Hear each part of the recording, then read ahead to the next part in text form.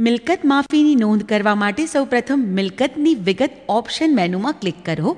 ત્યારબાદ માફી master menu click કરવાથી મિલકત માફીની નોંધ કરવા માટેનું ફોર્મ ખુલશે.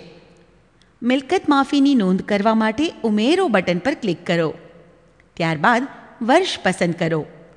તારીખ લખો. રજિસ્ટ્રેશન કોડ પસંદ કરો.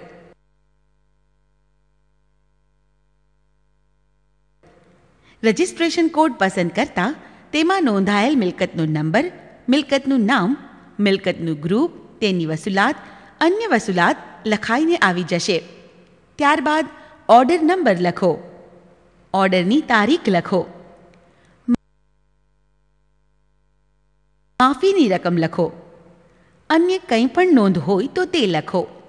ત્યારબાદ સાચવો બટન પર ક્લિક કરતાં મિલકત માફીની નોંધ થઈ